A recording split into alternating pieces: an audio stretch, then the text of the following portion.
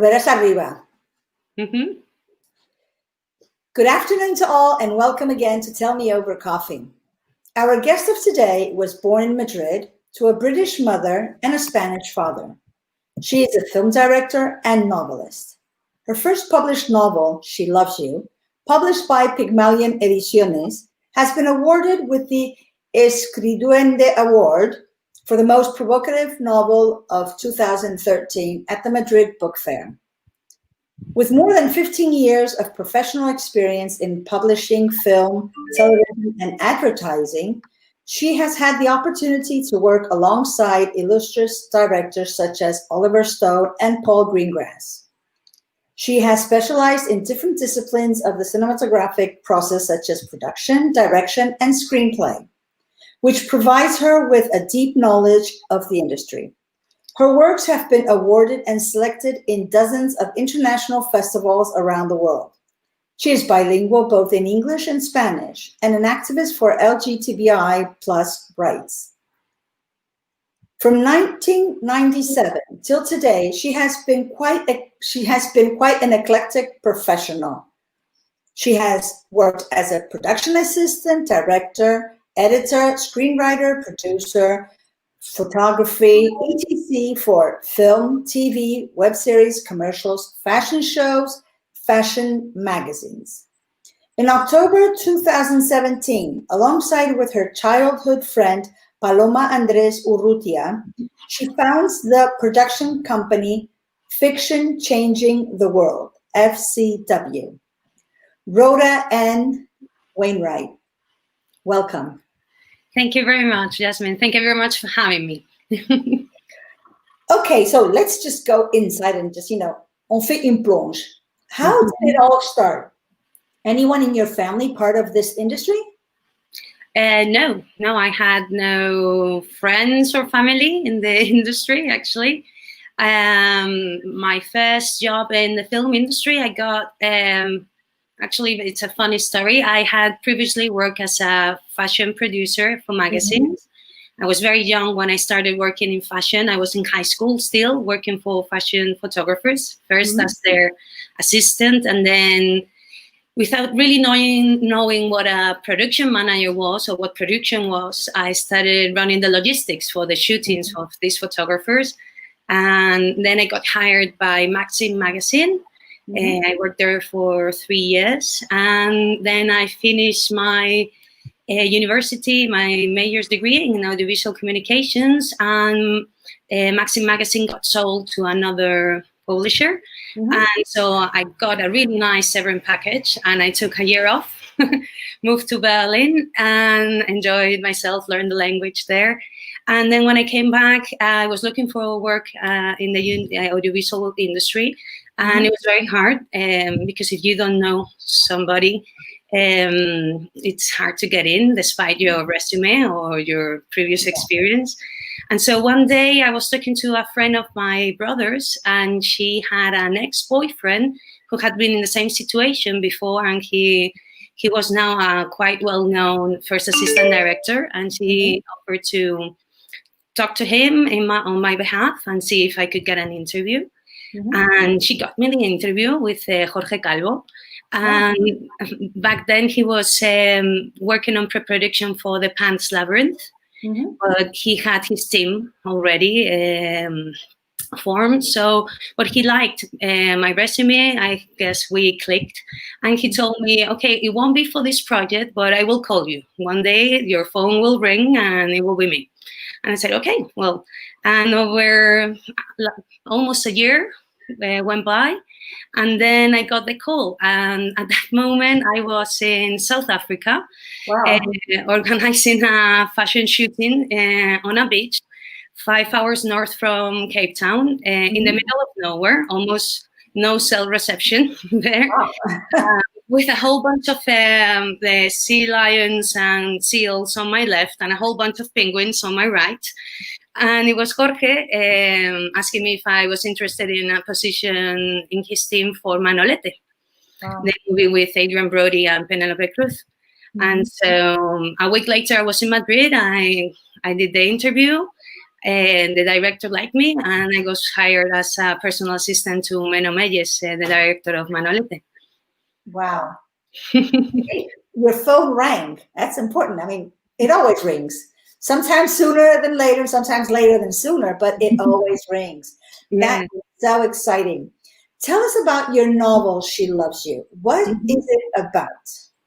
Well, this is a very special and endearing story for me because my mom, as you said, is English. She's from Liverpool, and my dad was from Seville.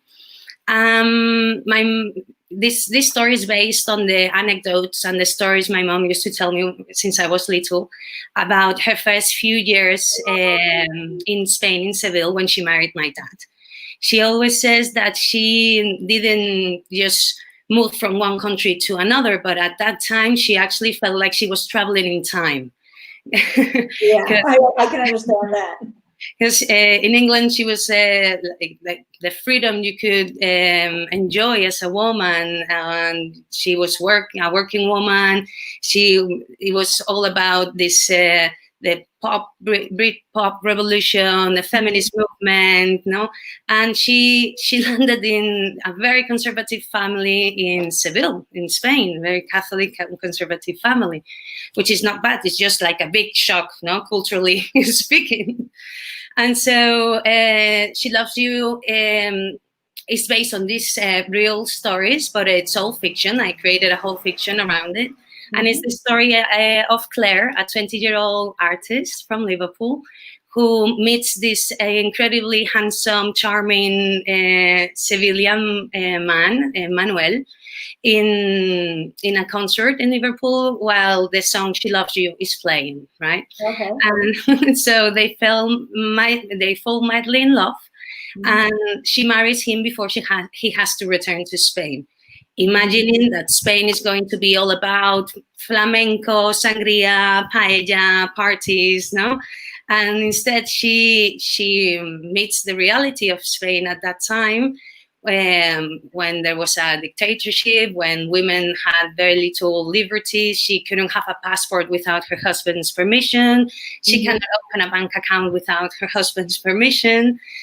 And so Claire is trying to adapt to this whole new situation, this whole new world. She also doesn't speak Spanish when she arrives to Seville.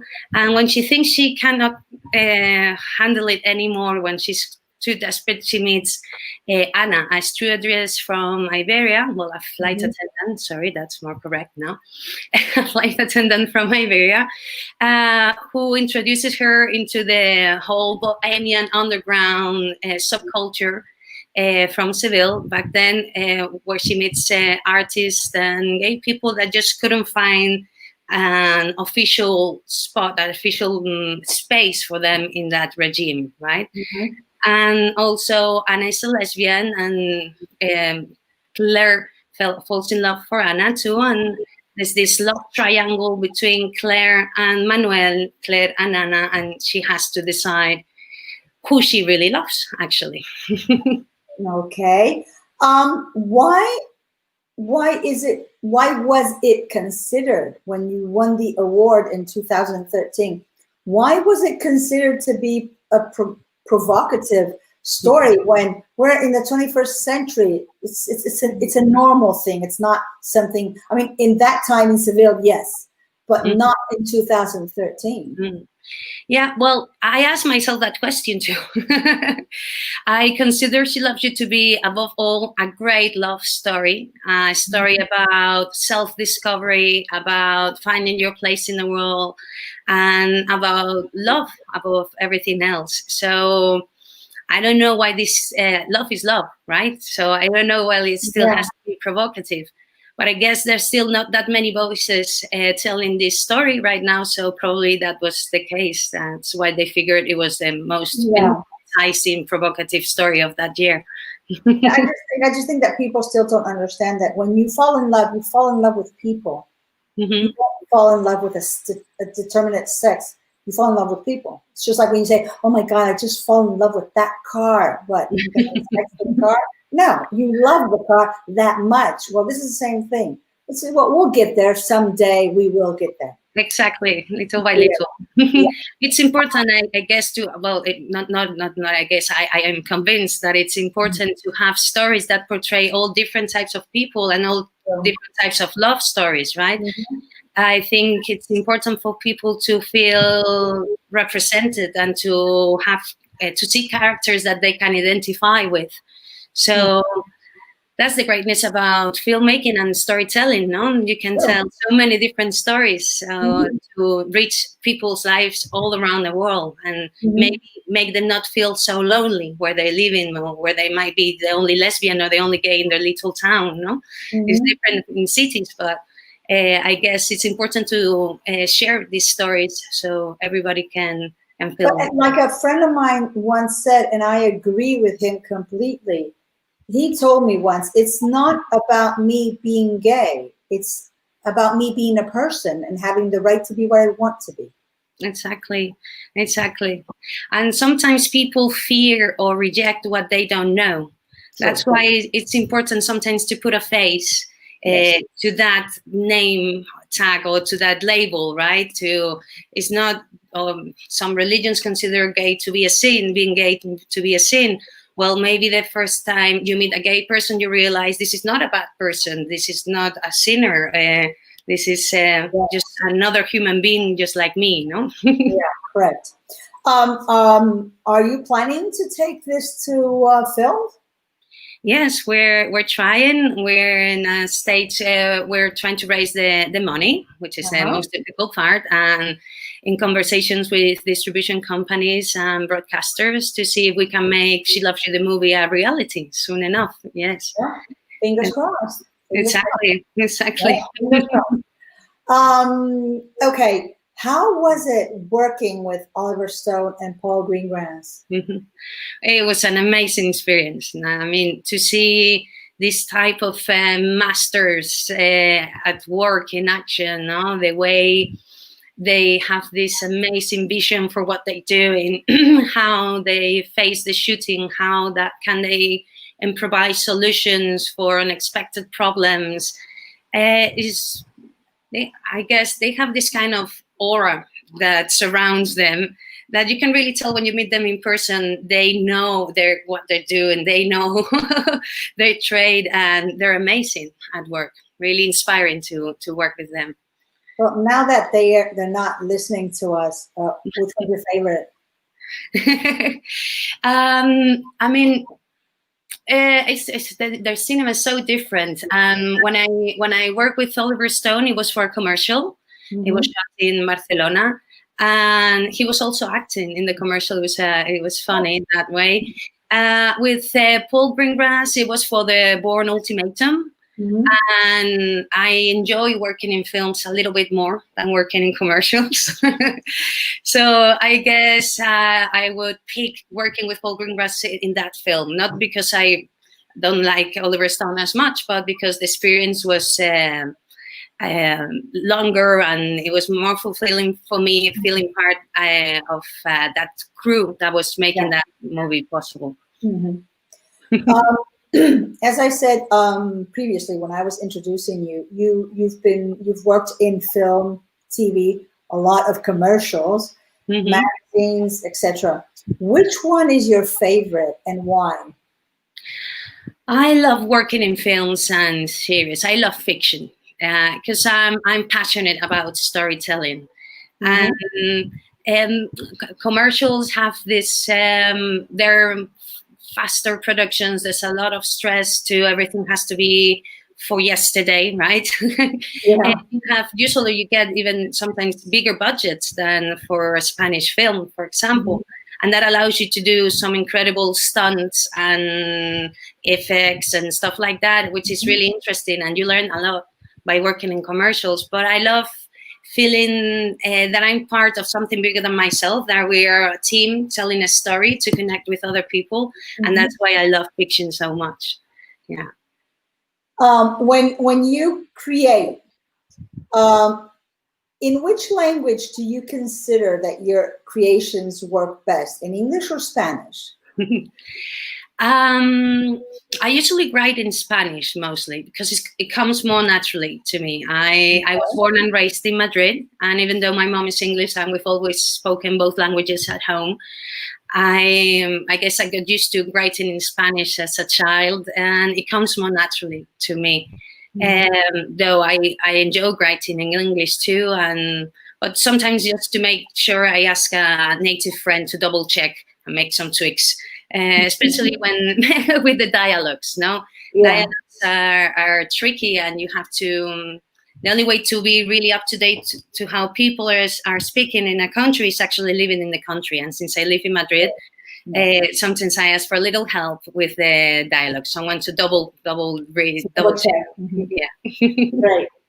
Okay. You being a woman in this industry, you might have heard the following news I'm going to give you.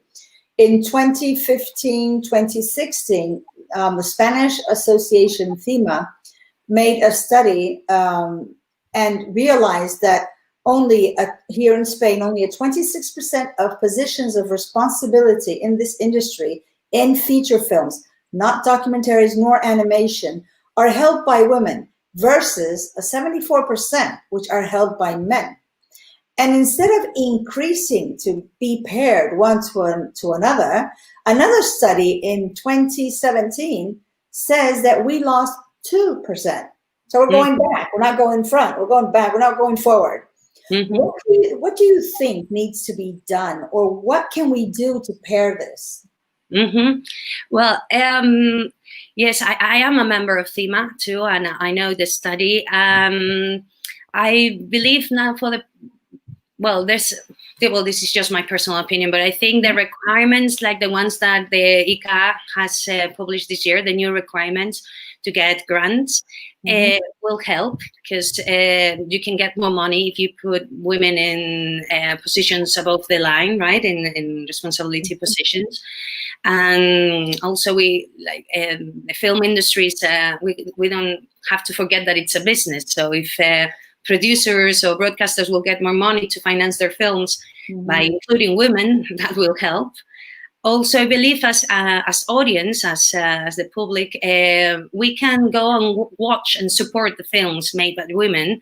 This will prove to the financiers and producers that financing projects made by women is profitable.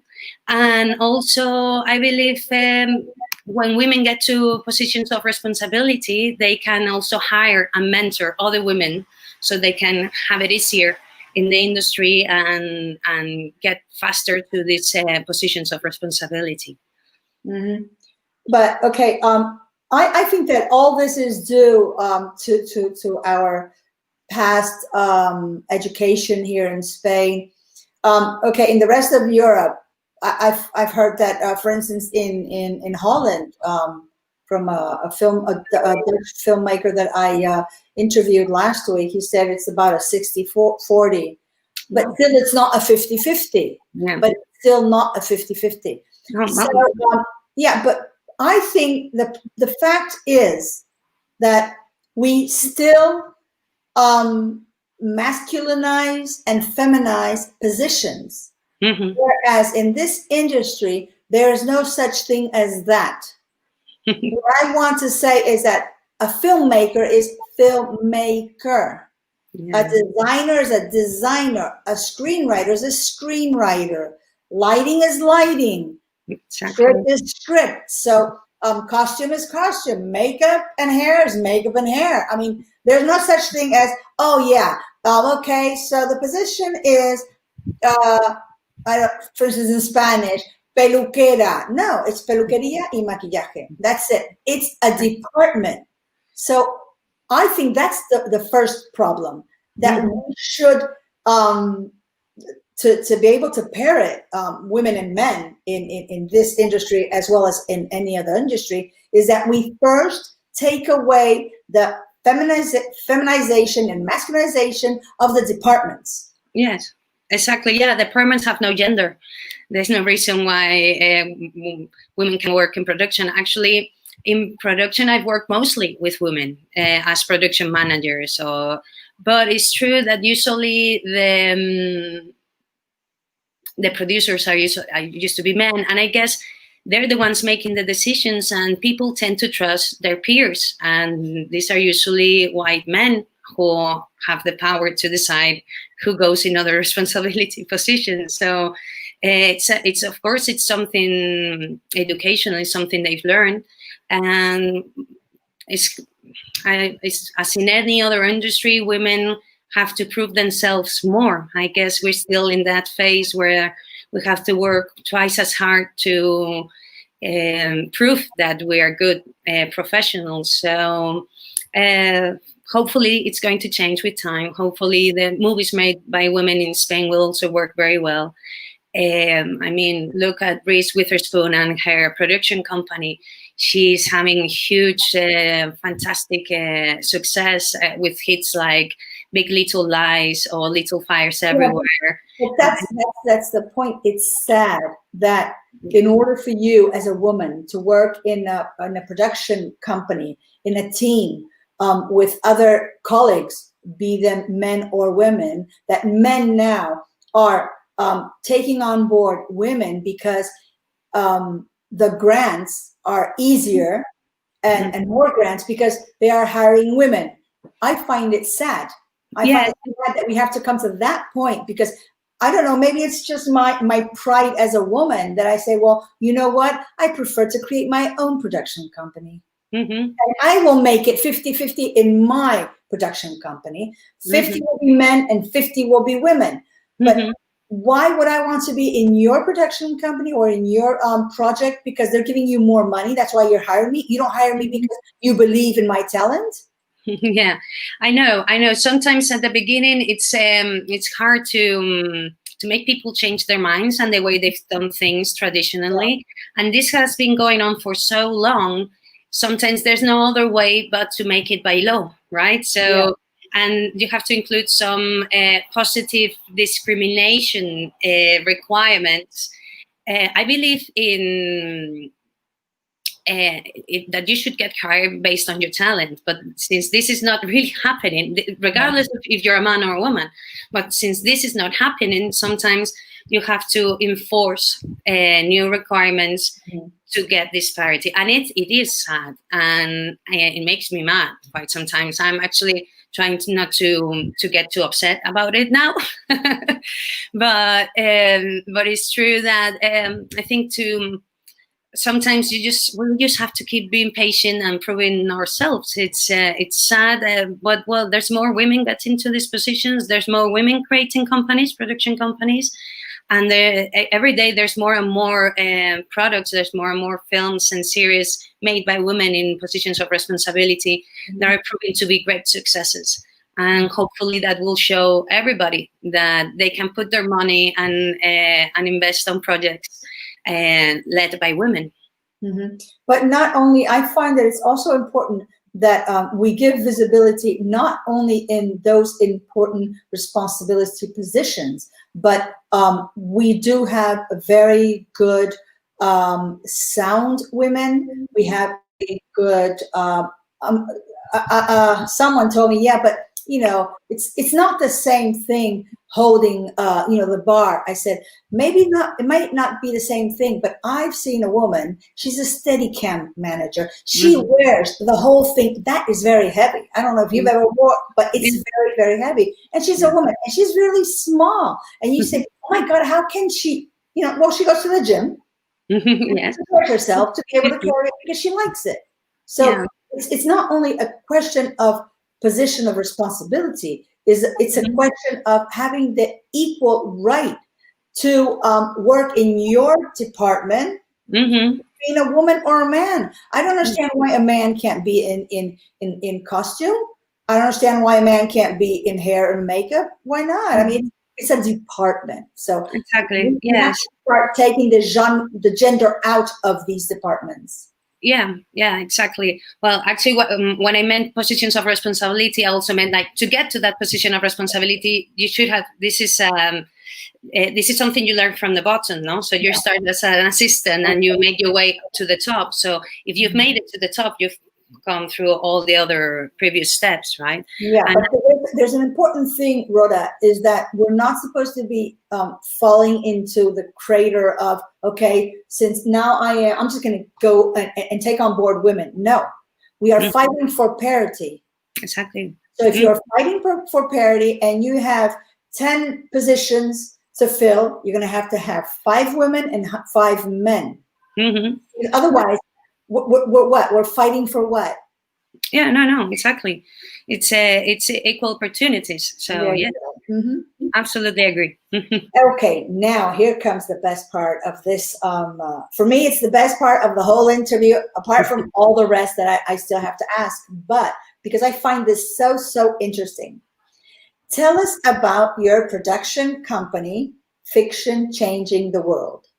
How and why did it occur to you and Paloma Andres Urrutia to create it? What makes it different from other production companies? And what's the goal to achieve? As well as talk to us about the project Dante. Okay.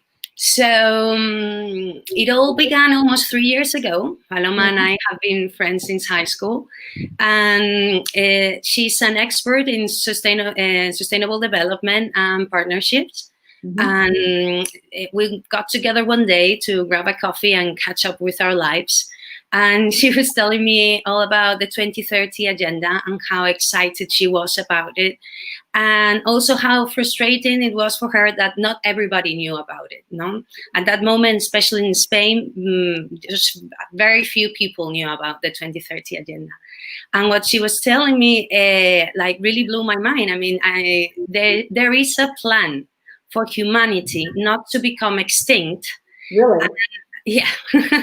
And this is what the SDGs are all about. These 17 goals for humanity.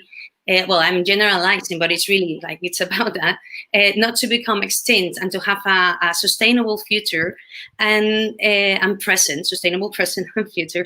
And I had never heard about it, and none of the people I knew about it. So here now. Yeah. So this really blew my mind. Like, this is huge for humanity. There's a plan for us not to become extinct. Why isn't this in every newspaper? Why isn't this making every single headline? And why didn't we wake up one morning with this big news, right? And that everybody knew about it. And the thing is, the information is there. There's a lot of websites, papers, but this information was mostly privy to the people that were already working in the sustainable development sector. And so she kept telling me about the SDGs, and the more she told me, the more excited we got. And we saw that there was a communication problem. No, they had to find a new way to communicate the agenda in order for people to everywhere around the world to learn about it and to learn also their role in their agenda, because we all have a role in these 17 goals. And so we realized that joining both our expertise, we could achieve something great. I mean, I work in an industry that really knows how to tell good stories, that reaches massive audience, and that people are willing to come and see what we do, and they're even willing to pay to watch what we do. So if we could use films and series to introduce this rigorous, accurate information about the 2030 agenda and about sustainability, in key sustainability concepts, we could reach this massive audience, right? So we started thinking, okay, this is a great idea. It seems simple, but you don't usually trust what you see on films and series, right? And you shouldn't, because it's fiction. No, I mean, if you're a student, you shouldn't try to answer a history test with what you saw on the Ministry of Time, in el Ministerio del Tiempo, right? Yeah. You could get it right, but could be some things that are fiction, and you could get it really wrong in your test. So we had to figure out a way to make people trust what they saw, and that's why we created the Dante movement. But first, before I'm going to tell you about the Dante movement now, but I'm going to tell you what is Fiction Changing the World. What is our production company?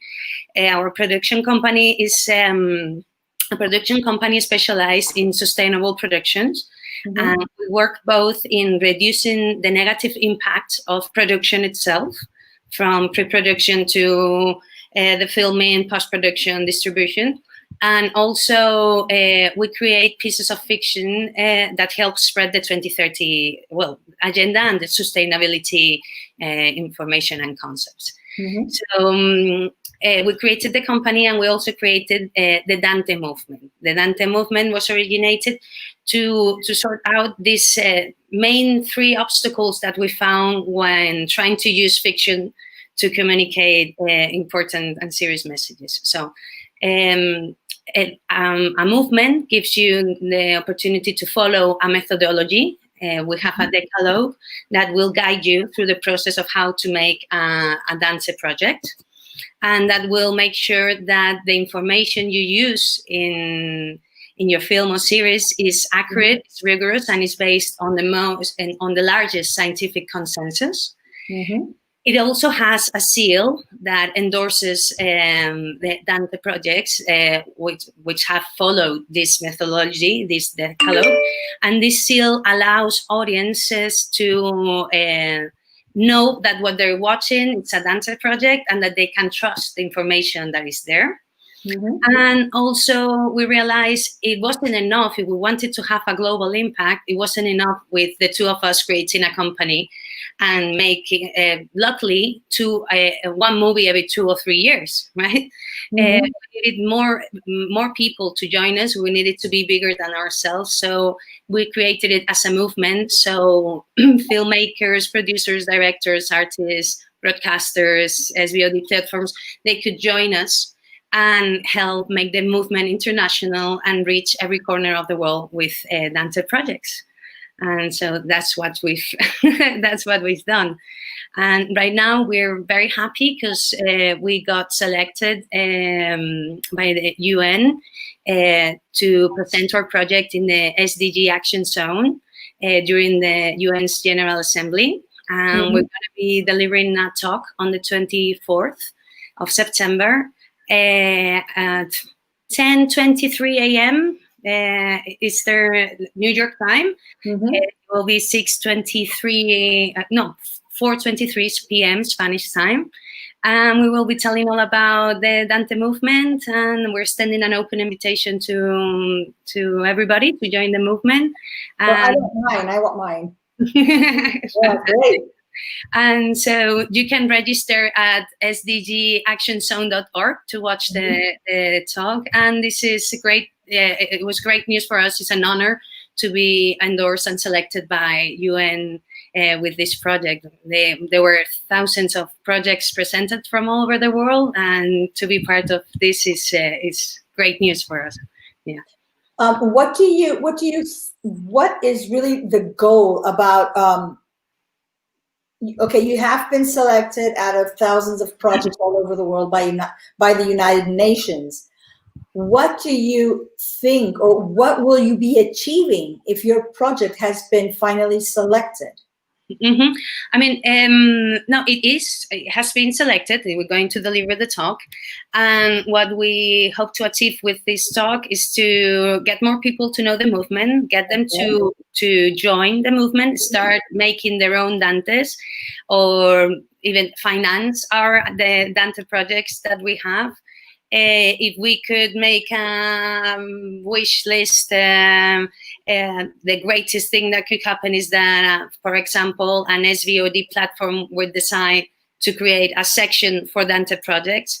We need to make a global impact. So what we expect with this support of UNs and this visibility they're going to provide us for the project is that we can start actually producing our own DANTEs, and other people can start producing their DANTE projects following the methodology and the decalogue of the movement.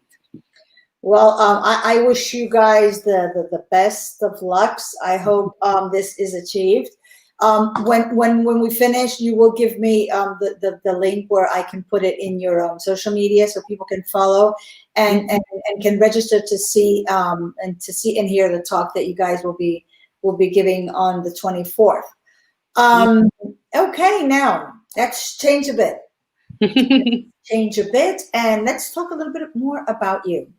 Mm-hmm. What are your favorite genres as a filmmaker? I tend to fall in love with characters and stories, so I don't really mind that much the genre. I love comedies. I love romantic comedies. I love thrillers. I love drama. I love suspense. The only thing I stopped watching a few years ago is terror films, because I really get affected by the films I watch, and I tend to get really bad dreams after watching a terror film. So you know it's a film, right? You know it's fiction. I know it's fiction. I work in the industry. I know the effects it buys, but I still get so into the story that, I mean, I can deal with slash horror films. I don't mind the blood, the throat cutting, and the guy behind the door and being frightened. It's more psychological terror and spirits that don't let me sleep. So I think it's this is the fault of my siblings. They're 15 and 40 years older than me, and I watch really terrifying films at a very inappropriate age. Like when I was 5 or 6, I watched The Exorcist. I watched The Shining, and Freddy Krueger and stuff. And so I think I wasn't ready for that at that age. And yeah, but the rest of genres, I fall in love with the characters and the story. And if I like them, I don't mind the genre. Lately, it's true that I tend to watch a little less drama, because there's enough drama in the world already, and some days I just need something to cheer me up a little bit, or just to catch my attention completely. And I'm very sensitive. I cry with commercials too if they have something that touches my heart. So yeah, it's dramas are a little bit well, they're at the middle of my list now, not the bottom, but they're in the middle of my list. What do you like doing when you're not directing or screenwriting or editing or creating? Mm-hmm. Well, I love reading. I love listening to music. I studied piano also when I was young, so I enjoy playing the piano a little bit. I love spending time with my family. I've got a 2-year-old daughter. She's like the light of my life now too. And I love hanging with friends and family. So yeah. Also, I love watching movies and series. I do a lot of that too. What actors would you like to work with, and why? Mm-hmm. Oh, such a long list. I love to work with Paz Vega, Inma Cuesta, Elena Naya, Candela Peña. I love Raúl Arévalo, Paco León, María León. I love working with Maro Valdivielso. She's also a really good friend of mine. I mean, I think they're all incredible actors, very versatile. I love from abroad. I love Jodie Comer from Killing Eve. I love Meryl Streep. I just find that Jodie is so wow. I mean, when she works, it's just that how can she just move from one profile to another, and she's still the same character, and you're still saying it's true that at the end you say you feel like Sandra Oh, you feel like you have to fall in love with her. It's impossible that you don't love her, exactly. even if you're not a lesbian, you fall in love with the character, like you say. She's exceptional, really. Jodie is so good that she makes you fall in love with a professional assassin with really serious mental issues. Yeah, I love it. I just love it. I'm just waiting for the next season. But it is. And she's just so wow. It's just she gets into her character in such a way that you forget she's an actress. Exactly. And she's also Liverpudlian. So Yeah. that rings close to home too. Yeah, she's Yeah. amazing. She's great with accents.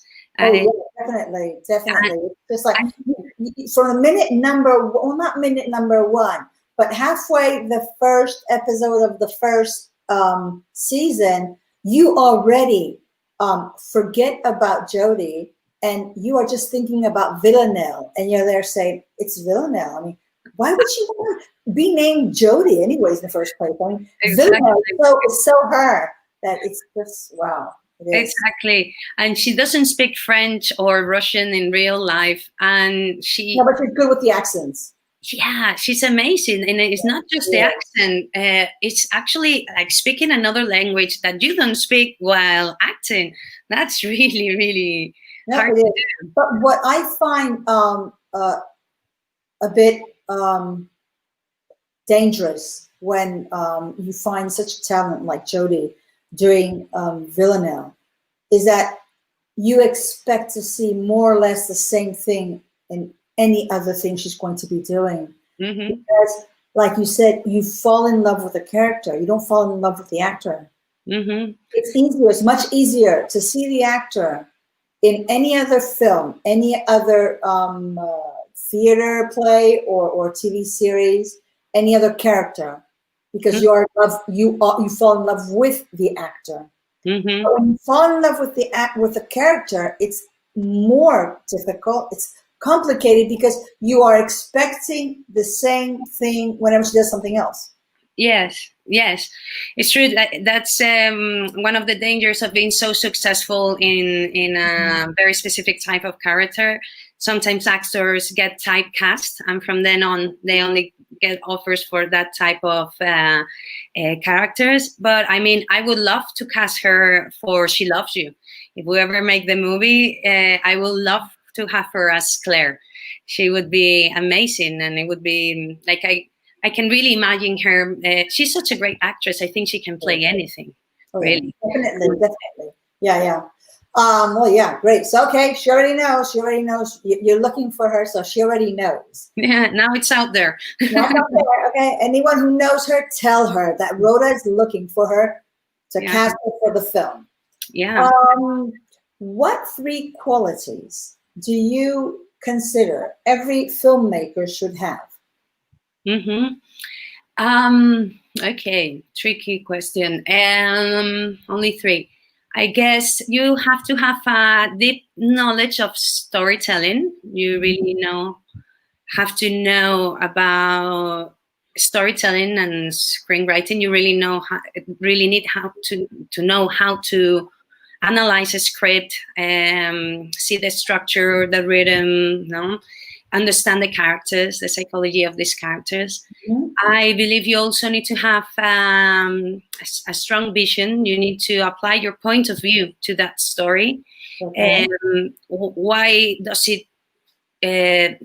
Why are you the right director to or filmmaker to portray that story? What are you adding to that story with your vision?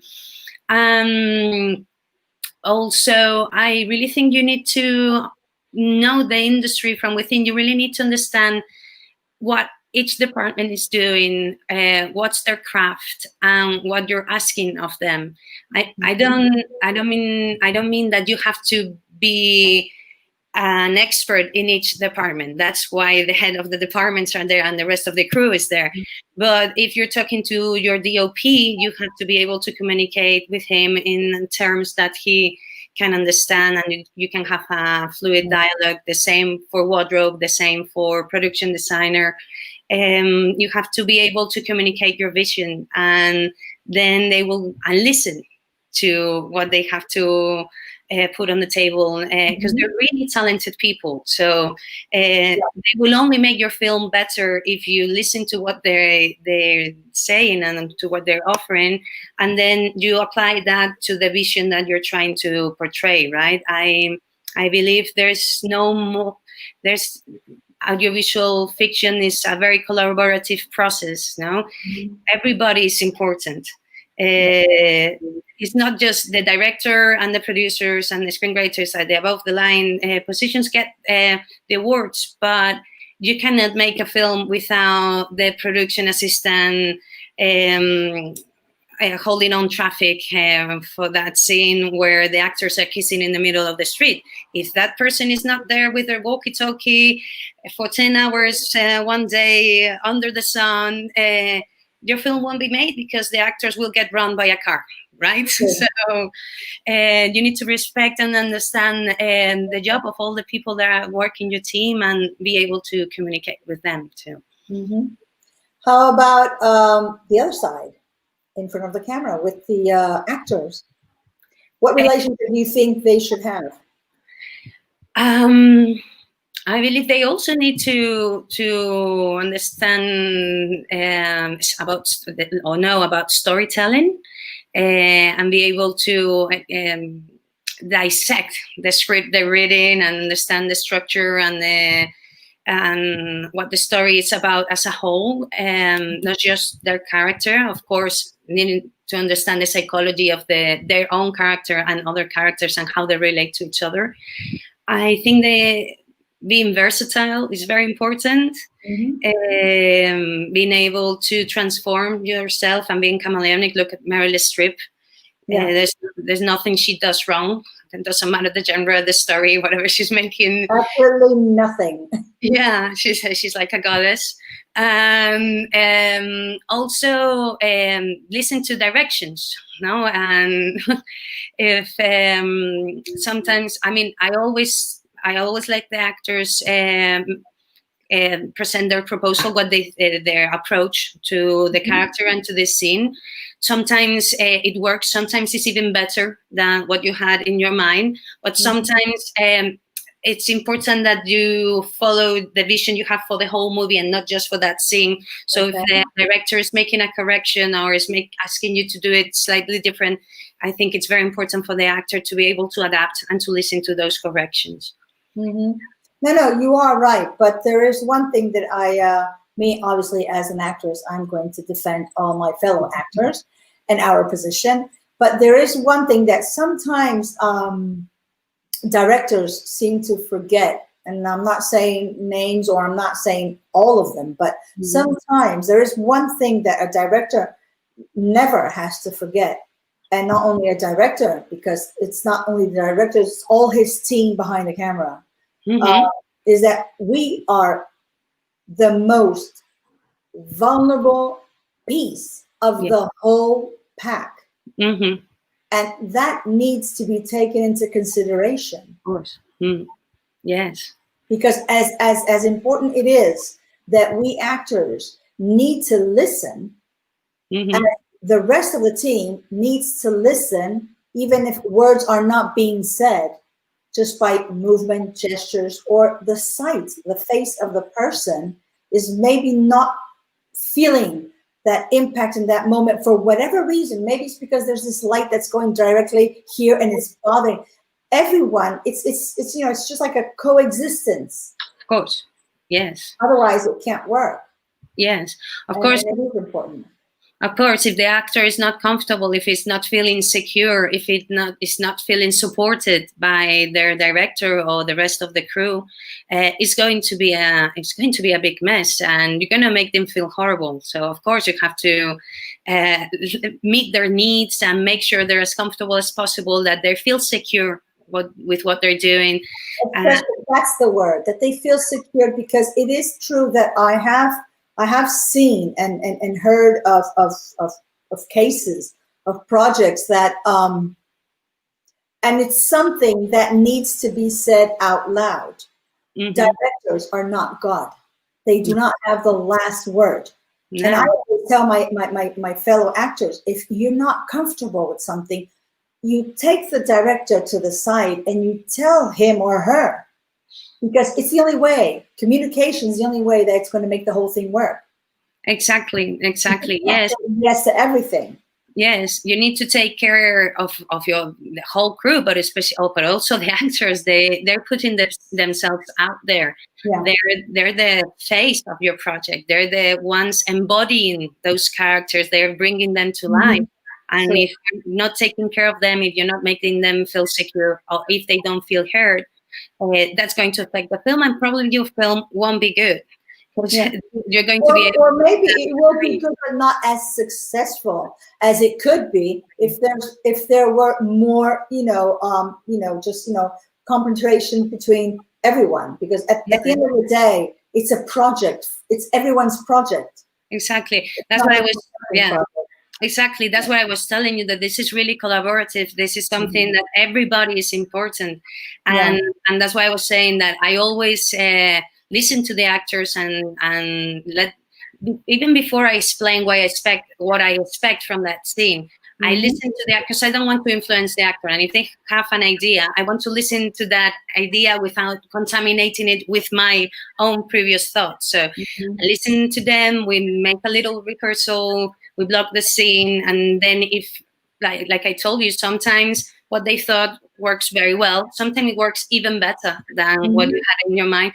And sometimes you need to make some adjustments, or sometimes it's just like, okay, this is really interesting, but the rest of the movie is going to go in another direction, so we have to try to go in that direction here too. So, but of course, you are like directors, filmmakers have to realize that we are working with very talented people. We are very lucky to have all these people joining together to make this film a reality, or this series a reality. And so one of the most important things, RHODA, that sometimes people forget, people behind the cameras forget, is you are working with people who are being people who are not them. Yes, exactly. It's very difficult because you know that at times you have to become someone who is, which the character goes against your own thoughts and beliefs, and you are being that character. And sometimes it's not easy to be someone that you go really against, personally against everything with that person, that type of person. But you're doing your job as an actor. So I mean, getting into the character is really hard, and leaving the character is even harder. So I just really, it's not because I'm an actress. I really respect the actor's job because of all that. Yeah, me too. I mean, I wouldn't dream to try and act and put myself in front of the camera.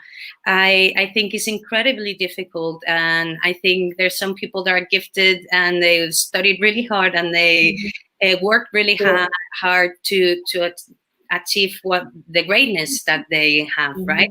And so that's what I was saying. We are very lucky that we are surrounded by a very talented group of people, the actors, the DOPs, the production designers, everybody, the designers. And if you don't listen to what they have to say, if you don't take advantage of all their knowledge and their talent, you're only working against yourself and the project as a whole, right? And you're going to be making a lot of people mad. You're going to be making a lot of people sad. And that's not a way to work or live, actually, in my opinion, really. Yeah, because at the end of the day, it's not going to be a job made 100%. It's a job made in a 50%. Exactly, and it's a pity. It's not an easy. It's not an easy craft. It's not an inexpensive craft. So if you're going to make a movie or a series, you at least have to try to make it the best you can and the best product that it can be. So that's where listening to others and taking in what they're saying comes handy, right? Knowing what you know about our industry and how it works, what would you tell your past you and your future you? Okay. My past me, I will tell myself to be patient. This is not a sprint, it's a marathon. The world is full with talented people, but I believe only the ones that persevere achieve their goals.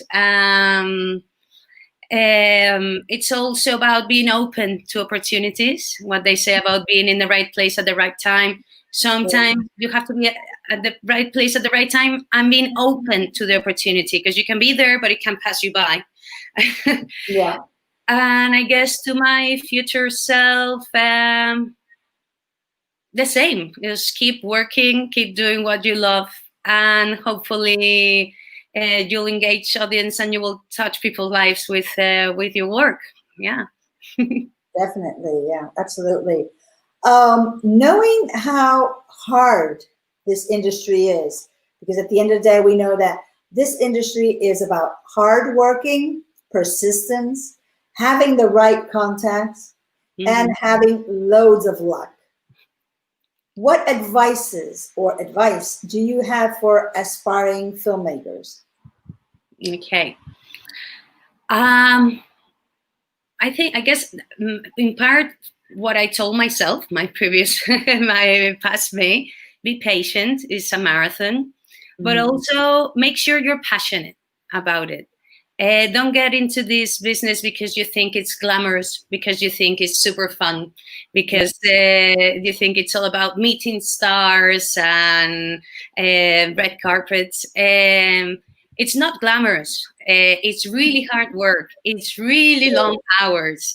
You never know when you're going to get your next job. You never know when you're going to get your next paycheck. And so make sure you're really passionate about it, because then you will enjoy it. And those other things that are not so positive won't really matter that much.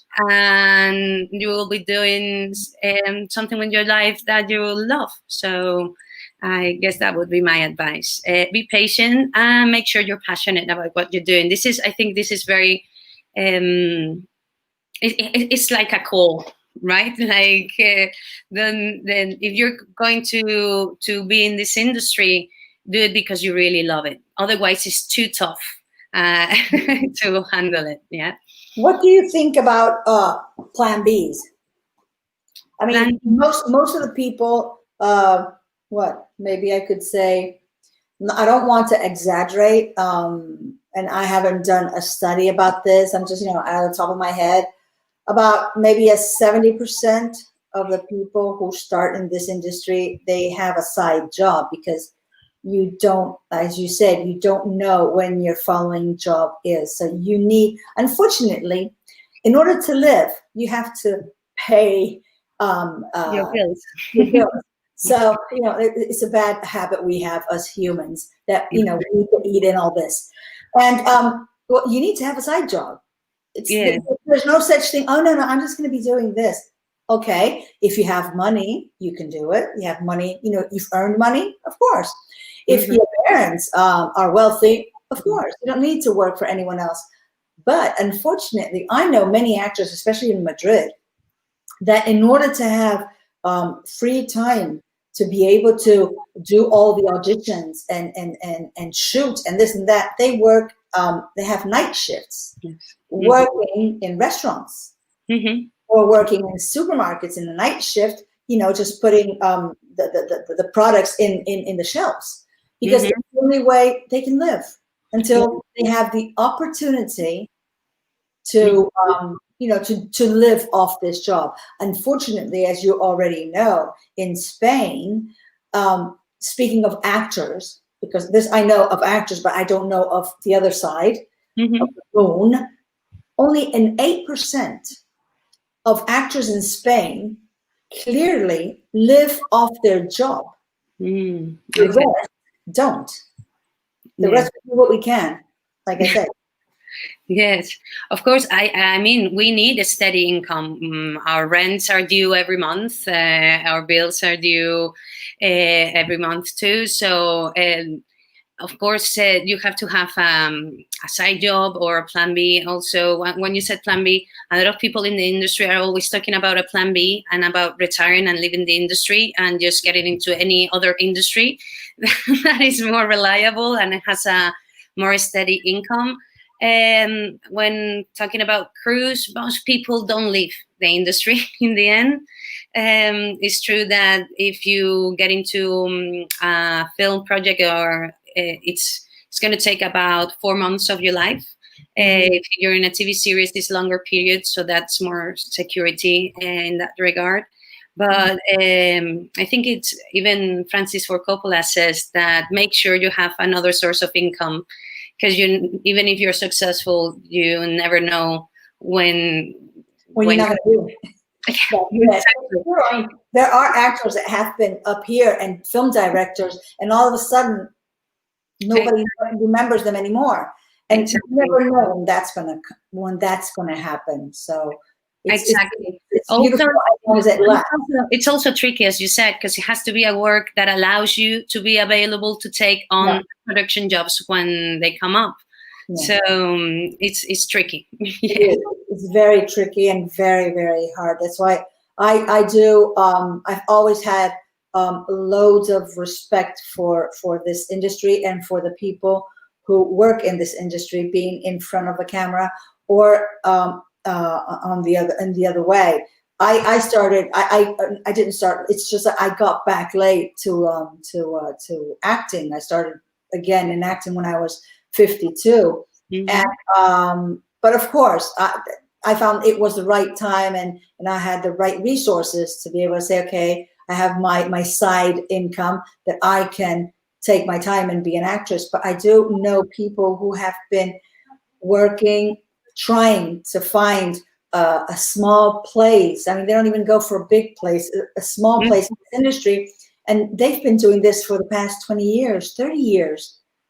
There's one thing that, for instance, here in Spain, that we don't do, which is, and I grew up in part in the States and part in Morocco and an American base. So my mentality is more of an American mentality than a Spanish one. We're talking about goals, right? Setting goals and setting starting date and finish date. We don't do this in Spain. And this should be done because you can't be waiting for something to happen forever. Yeah. You have to put, it's just like when you're screenwriting and you're writing a film, you have to know when it has to finish. You just can't go on changing it every day because otherwise you're never going to do it. You have to say, okay, that's it. I'm going to finish it. Okay, it's the copy, the change about 10 times. Okay, that's it. I'm going to go up to 10 changes as a max. Yeah. Same thing. I myself, I set my goals. I said, okay, my goal, it has to have happened before 10 years. If not, move on. I'll be retiring, but I'm not going to be putting 100% of myself in this. I want to live. Yeah, exactly. And that works for everything and every industry. It's something that people should consider in putting goals and commencing dates and finish dates, because otherwise it's just going on forever and ever and ever. And it's, oh my God, when I hear fellow actors that, I've been in this industry for the past 20 years. And what have you done? Well, minor roles, and you're still there waiting for the big role to come. Yeah, maybe that's the moment to acknowledge that, well, maybe if you keep going, you will only still get small roles. And if you're fine with that, it's okay, because if you like it, definitely. I have to say, it's fine for you, it's fine for me. But if you want something else, then just go back in time and try to find what's not working. Yeah. And change it. Yes. And with that change, you get the whole change. Yeah, definitely. Yeah. Yes. It is true that, because I find that also in the on the other side, that sometimes you do need to. It's not only us actors that we need to be different from each other in order to be able to shine. Even on the other side of the moon, like I say, you have to be different. You have to be a different filmmaker than the other ones. How are you going to shine if you're going to be just the same as everyone else? Yes, exactly. Or if you're trying to be the new Coppola. No, I mean, Coppola is Coppola. You have to be you. You have to be yourself. Obviously, you have to be yourself, bringing something new in. That's very important. Okay, now, how we are coming to an end, so we only have 2 more questions. How has COVID confinement affected you and your projects? Well, we were lucky that we were in shooting and we were into production.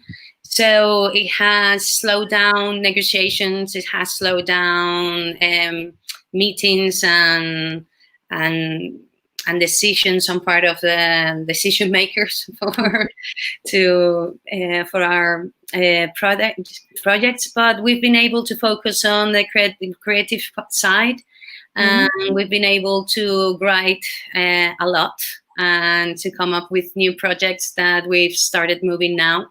And so it has been tough, the confinement and trying to balance maternity, work, and all together in the same space. But fortunately, we've come up with really interesting new projects that we've developed during those past few months, and hopefully we will be able to sell them soon enough, and you'll be able to watch them. That'd be great. Well, the best thing for me would be to work in them more than watch them. Yeah, that would be the best thing. One last question. Would you like your daughter to be in the industry? It would have to be her call. I wouldn't like her to be a child actor, because I've seen how tough that is. And I don't think it's the best place for children. Like, I mean, ideally, and I know there's really talented children, and the production take care of them, but I've seen how pressure can affect them sometimes, and I just want her to be like a concern-free little girl. But if when she's older she wants to get into the industry, I will support her 100%. Yes, of course. This, like I said, I think it's a calling. So if this is what she's really passionate about, hopefully by then I will have some financial stability and I will be able to help her out at the beginning. Yeah, that's great. It's great. Would you like to add anything else? Well, not really. I think we've covered everything. Just if you're interested to know anything more about our production company and our work, you can visit us at fcwproductions.com. And if you follow us in social media, I will tell you all about the DANTE movement and the upcoming lightning talk in the SDG Action Zone from United Nations. So thank you very much, Yassmine, for having me. It was lovely talking to you. I mean, for me, it was a pleasure having you, and finally being able to hear about the DANTE movement and the FCW. It's just so wow. I mean, and looking forward to see She Loves You in film, and hoping that Jodie gets it. I mean, it'd be so great just to see her there. I mean, I'd go and work as an assistant for you just to have her there. I would. It's so great. Yeah. So, RHODA, it's been a pleasure having you share your afternoon and all your experience with us, and letting us know a little bit more about you. People who already knew you, well, they know more, and who didn't know you, now they know who RHODA is. Yes. I also wish to thank you all for being there. And those who weren't able to be there and follow this interview, you will be able to see it later on in YouTube. And I will be putting all of RHODA, not personal information, but professional information, so you guys can follow her career in social media. And just tell you that our guest for Thursday is the Uruguayan actor and playwright Rubén Tobias. So don't miss it, and be responsible and stay safe and wear your masks where needed, please. And well, that's it. A big pleasure. Yes. Thank you very much. Bye, everyone. Bye. Greetings from Madrid.